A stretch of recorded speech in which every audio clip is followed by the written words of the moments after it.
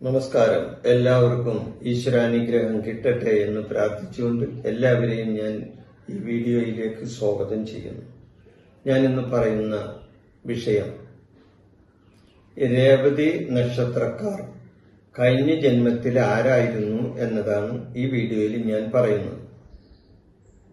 അപ്പോൾ കഴിഞ്ഞ ജന്മത്തിൽ രേവതി നക്ഷത്രക്കാർ ആരായിരുന്നു എന്നും ഇവരുടെ പൂർവജന്മ രഹസ്യം എന്താണ് എന്നും ഉള്ള കാര്യങ്ങളാണ് നമുക്ക് ഈ വീഡിയോയിൽ ചിന്തിക്കാനുള്ളത്. ഈ വീഡിയോ വിശ്വാസികൾ കാണുന്നതാണ് നല്ലത്, അവിശ്വാസികൾ കാണണ്ട എന്നാണ് എന്റെ അഭിപ്രായം. കാരണം ഈ വീഡിയോ ഞാൻ അന്ധവിശ്വാസം പ്രചരിപ്പിക്കാൻ വേണ്ടി പറയുന്നതാണ് എന്ന് വേണമെങ്കിൽ അവർ പറയും. ഞാനൊരു അന്ധവിശ്വാസം പ്രചരിപ്പിക്കാൻ വേണ്ടി പറയുന്ന കാര്യമല്ല, ഇത് ഞാൻ പറയുന്ന കാര്യം മാത്രമല്ല. ജ്യോതിഷ ഗ്രന്ഥങ്ങളിൽ ആചാര്യന്മാർ നൂറ്റാണ്ടുകൾക്ക് മുമ്പ് എഴുതി വച്ചിട്ടുള്ള ഒരു വിഷയമാണ് പൂർവജന്മകാര്യം. ഒരു മനുഷ്യന്റെ പൂർവജന്മകാര്യം. അതിന്റെ ഒരു ചെറിയ സൂചന മാത്രമാണ് ഞാനിവിടെ പറയുന്നത്. ഭാരതീയ ജ്യോതിഷം ഒരാളുടെ പൂർവജന്മത്തെ പറ്റി പറയുന്നുണ്ട്. 19-ാം നൂറ്റാണ്ടിലെ ഗ്രന്ഥങ്ങളിലും പാരമ്പര്യ ജ്യോതിഷ ചിന്തകളിലും പൂർവജന്മ കാര്യങ്ങൾ പറയുന്നുണ്ട്. അപ്പോ എങ്ങനെ ഒരാളുടെ പൂർവജന്മം കണ്ടുപിടിക്കാം? ഞാൻ വെറുതെ എന്തെങ്കിലും രേവതി നക്ഷത്രക്കാർ കഴിഞ്ഞ ജന്മത്തിൽ ഇന്നവരായിരുന്നു എന്ന് പറഞ്ഞാൽ അതിനൊരു വിശ്വാസ്യത വേണ്ടേ? അതിനുവേണ്ടിയാണ് ഞാൻ ഈ വീഡിയോയിൽ വേറെ ചില കാര്യങ്ങളും കൂടി പറയാൻ ഉദ്ദേശിക്കുന്നത്. അതായത് ഒരു വ്യക്തിയുടെ പൂർവജന്മം എങ്ങനെ കണ്ടുപിടിക്കാം? അയാളുടെ 5-ാം ഭാവം കൊണ്ടും 9-ാം ഭാവം കൊണ്ടും 12-ാം ഭാവം കൊണ്ടും ഒരാളുടെ പൂർവജന്മം നമുക്ക് മനസ്സിലാക്കാൻ സാധിക്കുന്നതാണ്.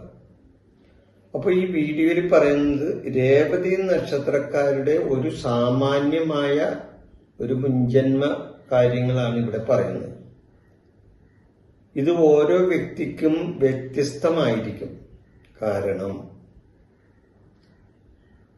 ഓരോ രേവതി നക്ഷത്രക്കാരും ഓരോരോ സമയങ്ങളിൽ ഓരോരോ ലഗ്നങ്ങളിൽ ജനിച്ചവരായിരിക്കും.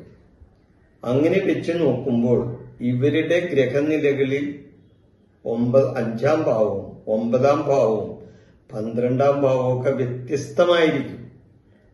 അപ്പൊ ആ വ്യത്യസ്തമായ കാര്യങ്ങൾ ആണ് ശരിക്കും അവർക്ക് യഥാർത്ഥത്തിൽ സംഭവിക്കുന്നത്, അല്ലെങ്കിൽ യഥാർത്ഥത്തിൽ പറയാവുന്നത്. അപ്പൊ അങ്ങനെ ചിന്തിക്കുമ്പോൾ, ഇത് വെച്ച് ചിന്തിക്കുമ്പോൾ ഒരാളുടെ സാമാന്യമായ ഫലമായിട്ടാണ് ഞാൻ ഇതിൽ പറയുന്നത്. രേവതി നക്ഷത്രക്കാരുടെ ഒരു സാമാന്യ ഫലം, അതായത് മുൻജന്മത്തെ സാമാന്യ ഫലം. ഓരോരുത്തരും അവരുടെ കാര്യങ്ങൾ അറിയണമെന്നുണ്ടെങ്കിൽ നിങ്ങളുടെ ഗ്രഹനില പരിശോധിച്ച് അതിലെ ഭാവങ്ങളും ചോദിച്ചു മനസ്സിലാക്കണം.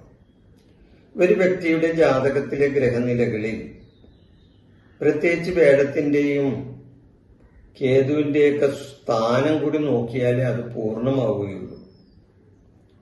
ഈ വീഡിയോ നിങ്ങൾ മുഴുവനായിട്ട് കാണണമെന്നുള്ളൊരു അഭ്യർത്ഥനയുണ്ട്. കാരണം ഇത് മുഴുവനായിട്ട് കണ്ടാലേ ഇതിൽ പറയുന്ന മുഴുവനും കാര്യങ്ങളും നിങ്ങൾക്ക് മനസ്സിലാക്കാൻ സാധിക്കുകയുള്ളൂ. അതോടൊപ്പം എന്റെ ഈ ചാനൽ നിങ്ങൾ സബ്സ്ക്രൈബ് ചെയ്യാത്തവരാണെങ്കിൽ ഇതൊന്ന് സബ്സ്ക്രൈബ് ചെയ്യുക, ലൈക്ക് ചെയ്യുക, ഒന്ന് ഷെയർ ചെയ്യുകയും ചെയ്യുക. അപ്പൊ കഴിഞ്ഞ ജന്മത്തിൽ രേവതി നക്ഷത്രക്കാർ ആരായിരുന്നു എന്ന ഒരു വിഷയം നമുക്കിവിടെ നോക്കാം. ഇവരുടെ ദേവത വഴിപോക്കരുടെയും കന്നുകാലികളുടെയും സംരക്ഷകനായ പൂക്ഷാവ് ആണ്. പൂക്ഷാവ് ആണ് ഇവരുടെ ദേവത. നക്ഷത്രാധിപൻ ബുധനാണ്. നക്ഷത്രമണ്ഡലത്തിലെ അവസാനത്തെ നക്ഷത്രമാണ്. അതായത് അശ്വതി മുതൽ രേവതി വരെ എന്ന് നമ്മൾ പറയൂലേ. അപ്പൊ രേവതി നക്ഷത്രമണ്ഡലത്തിലെ 27ാമത്തെ നക്ഷത്രമാണ്. ഇവർ മുൻജന്മത്തിൽ പ്രകൃതി ശക്തികളെയും പ്രകൃതിയെയും സ്നേഹിച്ചിരുന്നവരായിരുന്നു, അല്ലെങ്കിൽ ആരാധിച്ചിരുന്നവരായിരുന്നു എന്ന് വേണമെങ്കിൽ പറയാം.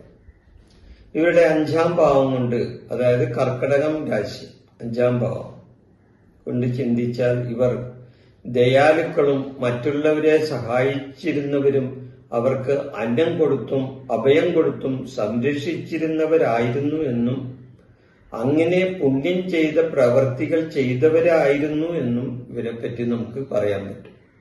ഇവരിങ്ങനെയുള്ള ആൾക്കാരായിരുന്നു. അതായത് മറ്റുള്ളവരെ സഹായിച്ചും അവർക്ക് ഭക്ഷണം കൊടുത്തും അവരെ പരിപാലിച്ചും അവർക്ക് അഭയം കൊടുത്തും അവരെ സംരക്ഷിച്ചവരായിരുന്നു ഈ രേവതി നക്ഷത്രക്കാർ.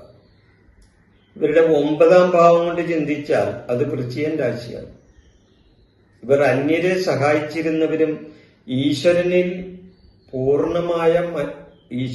പൂർണ്ണമായി മനസ്സർപ്പിച്ച് ജീവിച്ചിരുന്നവരായിരുന്നു എന്നും നമുക്ക് അനുമാനിക്കാൻ സാധിക്കും. 12-ാം ഭാവം കൊണ്ട് ചിന്തിച്ചാലോ?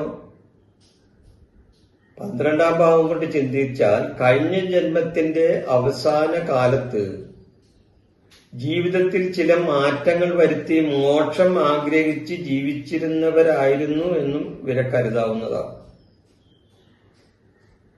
ചുരുക്കത്തിൽ ഇവർ കരുണയുള്ളവരും ജീവകാരുണ്യ പ്രവർത്തനങ്ങൾ നടത്തിയിരുന്നവരും യാത്രക്കാർക്കും തീർത്ഥാടകർക്കും ശരിയായ വഴി കാണിച്ചു കൊടുത്തിരുന്ന സത്യസന്ധനായ ഒരു വ്യക്തിയായിരുന്നു ഇവർ എന്ന് വേണമെങ്കിൽ പറയാം. അങ്ങനെ സത്യസന്ധനായ ഒരു സഞ്ചാരിയായിരുന്നു എന്ന് വേണമെങ്കിൽ പറയാം ഇവരെ പറ്റി. പ്രകൃതിയെയും നാൽക്കാലികളെയും സംരക്ഷിച്ചിരുന്ന ഒരു പുണ്യവാനായി ഇവരെ കാണാം. തന്റെ സമ്പാദ്യം മുഴുവൻ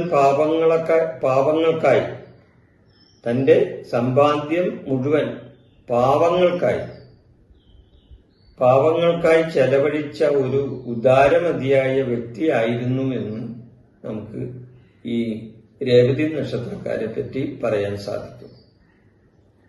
അപ്പൊ ഈ വിഷയം ഞാനിവിടെ അവസാനിപ്പിക്കുകയാണ്. നിങ്ങൾക്ക് നന്ദി, നമസ്കാരം. എൻ്റെ ഈ ജ്യോതിഷ പ്രോഗ്രാം നിങ്ങൾക്ക് ഇഷ്ടപ്പെട്ടാൽ ഇത് സബ്സ്ക്രൈബ് ചെയ്യാനും ലൈക്ക് ചെയ്യാനും ബെൽ ബട്ടൺ അമർത്താനും മറക്കരുത്.